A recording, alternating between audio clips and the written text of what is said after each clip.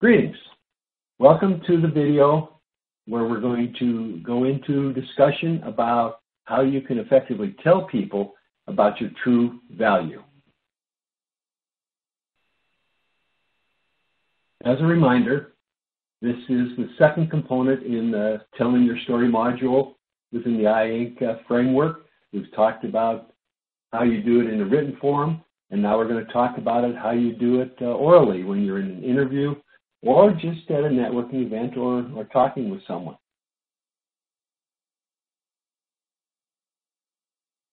So we want to go into a little bit deeper dive on how do you handle situations when you're in an interviewing context.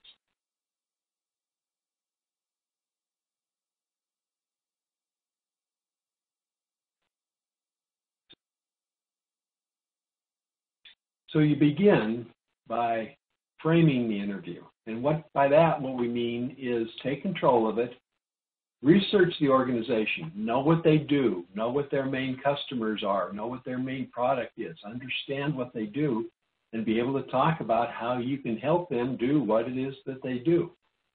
Always bring your A game to an interview. Don't ever just interview for practice. If you're going to do it and do the best you can. So always bring your A game, tune up for it. Otherwise, you're wasting your time and you're wasting the recruiter's time.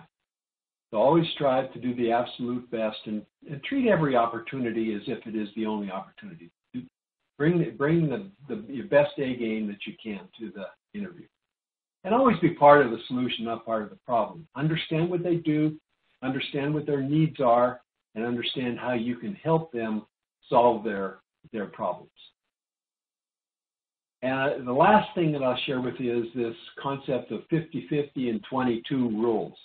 The 50-50 is simply that they're going to be talking about as much as you are. And initially, they may talk a lot, and then as you get into the middle of the interview, you may be talking more, and then toward the end, they may be talking more, but it's a 50-50.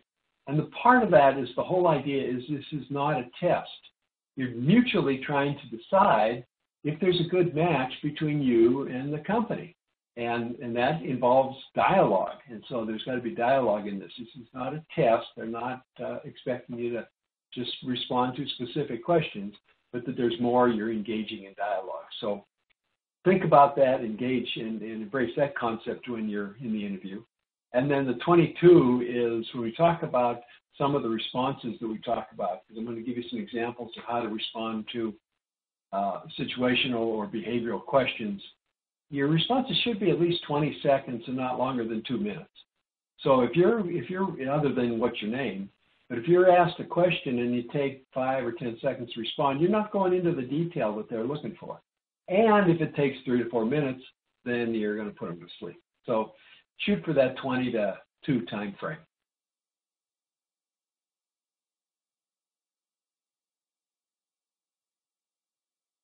Now, a situational interview is a hypothetical situation, and what they're looking at is how would you respond from a leadership perspective.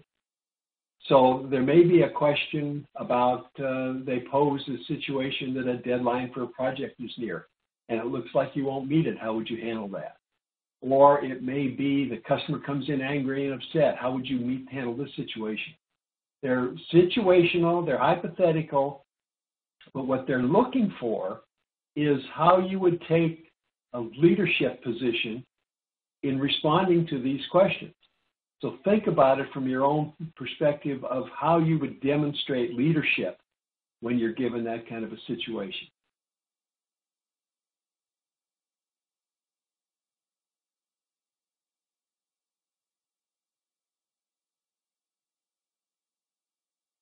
Now, one example, or one context that we'd offer to you about leadership is this idea that we refer to as value. A leader has a vision for where they're going. They're able to align the resources, and that's people, and that's money, and that's tools and equipment, or whatever it is. It's all the resources you need, and all that resources is focused in getting the right thing accomplished. That you ensure that everyone understands what's going on, and that you put something in place to make sure that you follow through and that there's enactment. the situation like that was in the earlier slide about we're missing a deadline, you may answer that in terms of something like, well, my vision would be that I would always be focusing on making sure that we commit to certain things and we deliver on our commitments. If it looks like we're going to miss a deadline, then what I do is I pull the team together, alignment. I would make sure that we've got all the resources we need. If we needed to get some additional budget money or whatever, I'd make sure all the resources are aligned.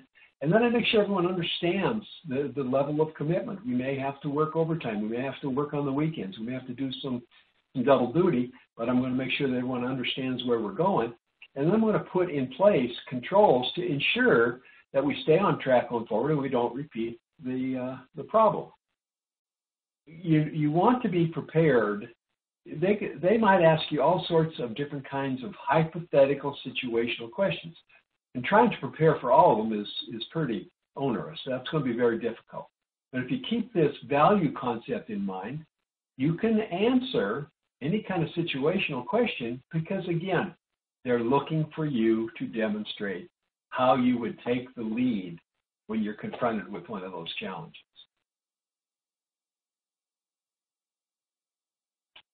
Now the second kind of question that's going to come up frequently is this idea of a behavioral interview. And what they're asking for is how did you behave in the past in a given situation? Because it's all based on the substantiated fact that the best predictor of future performance is past performance. You can tell me you're going to do anything, but if I ask you how you dealt with a tough customer, you're probably going to behave pretty similarly in the future to the way you did in the past. Now, we all change and learn and grow, but basically there's a pretty good indicator of how you've done things in the past are going to be indicative of how you're going to do things in the future. And so a couple of behavioral questions. Give me a specific example of a time when you had to conform to a policy with which you did not agree. Or tell me a time, describe a time when you were faced with a stressful situation that demonstrated your coping skills. And pay attention to what the interviewer is asking. They're saying, give me a time. Give me a specific example. So don't respond to these kinds of questions by, well, we generally do this. Don't use we. They're interviewing you. Say, I do this. And so there's a specific example. Talk through the specific example. And I really want to emphasize that. Because too often, first off, we're trained not to be braggarts. And so we tend to be humble and we tend to give the whole team credit and that sort of thing. So you get into this conversation about, well, we normally do this and that's how we handle these situations. And they don't care about that. They want to know how you handled it given a specific situation. So be specific and talk about what you did.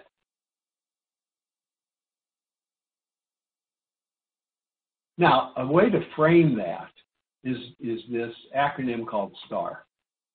And basically, what you're saying is if somebody says, tell me a time when you had to deal with a tough customer, you say, well, the situation was I was working at Penny's and I was the cashier, and we had this customer come in and they were very upset. And my task was that I was supposed to listen to what they said and respond appropriately. So the action I took was I listened to this one lady came in. She was really upset. I'd listened. I demonstrated a lot of empathy for the problem that she had, and we walked through it, and I was able to get her satisfaction and get her money back. And so as a result, she's really happy. She comes in now almost once a week and compliments me on the work that I've done, and I just really feel good now how I was able to help her. Don't make anything up. Don't lie. Don't exaggerate. But you want to have these four elements. You want to be able to talk about the situation. What was your task? What was the action? And don't forget the result. And again, use that. So what kind of idea? How did this impact the customer and the relationships and the profitability and that sort of thing? Think about outcomes. And so the result is really crucial. There's another thing that you may want to add to the end of this is you may say, okay, what would you do differently? In fact, the recruiter may come back to you and say, what would you do differently? And so you want to be able to say, well, it was pretty good the way it worked out, but if I had done it a little differently, this, that, and the other one, it would have even been a better outcome. So think about what you would do differently. Even if you have a situation and the outcome wasn't as good as you'd like it to be, but you learned from it, that's valuable. So you go through it, you say what the result was, it's not as good as I would like, and as a result, I've learned, and next time I'm going to be a whole lot smarter when that situation comes up. That's okay too.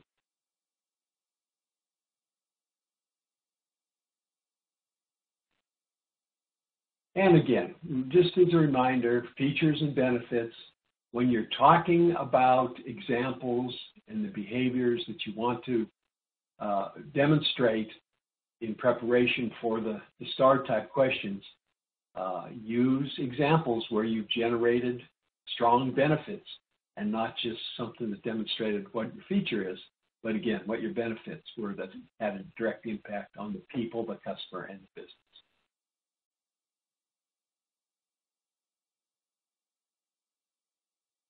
Now, we wanted to just briefly mention that you may get into a situation where you're confronted with illegal questions. Almost all recruiters know what they can ask and what they shouldn't be asking.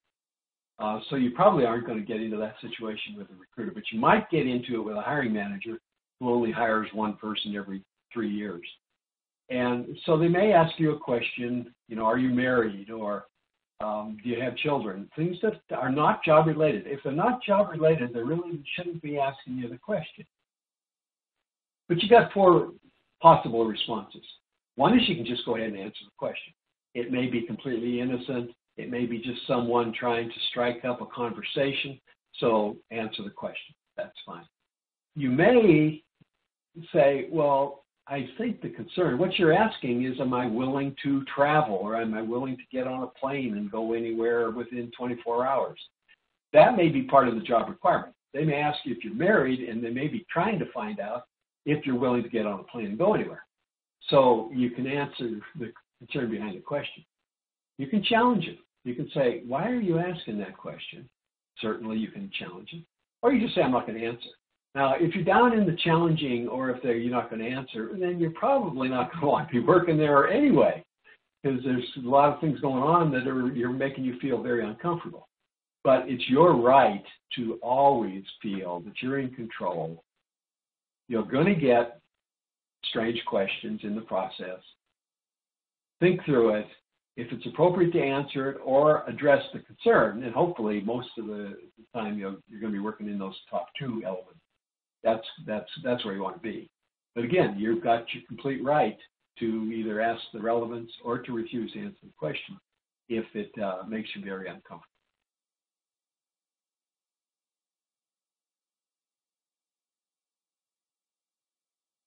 So that brings us to the end of this module. Just as a reminder, a lot of this is based on preparation. And what I want to encourage you to do, especially with regard to behavioral questions, is prepare 5 or 6 stories that you want to share to talk about how you impacted the customer, how you impacted the people in a positive manner in your organization, and or how you impacted the overall profitability of the organization by either increasing revenue or reducing expenses. Have 4 or 5 examples. And then when somebody says, well, tell me a time when you had to deal with a tough customer, that may not be one of your examples, but you may have a situation where you had to deal with a tough professor. So you simply say, I really didn't have any situation where I had a tough customer, but I really had this tough professor, and let me tell you how I dealt with that situation, and then tell them your story. So if you go in, you want to have 5 or 6 things that reflect your sweet spot, that are part of your value proposition, a part of your brand, part of your persona, part of what you want to tell people about what you do and how you do things, and then look for opportunities to tell those when you're in the interview. Now, there's one question that a lot of people ask, and it's basically, who do you admire? And you would think, okay, well, I admire my mother or my father. They want you to go deeper. That's actually a behavioral question. So if somebody says, who do you admire? And maybe you admire your father, you say, well, I really admire my father. He's always taught me the importance of hard work. And let me tell you a story about how that impacted my life. There was a situation, and then you go into and tell your story, one of the examples that you want to share. So look for opportunities to share these stories that you have and be prepared. The other side is just with regard to situational or any other thing that comes up. How would you handle? What do you think about this? Lock and load on that value model. You're describing leadership. Talk about the vision that you have. Talk about how you align resources. Talk about how you make sure everyone understands where you're going, and then talk about what you put in place to make sure things happen and that you follow through. If you use that as a model to talk about leadership, then you're going to convey the message that you want to convey and what they want to hear with regard to situational questions. So again, prepare. It's like the sailing metaphor that we exposed you to a few videos back. Be prepared. Go in with 4 or 5 behavioral examples, and then use those when asked, and have them to talk about people, customer, and business.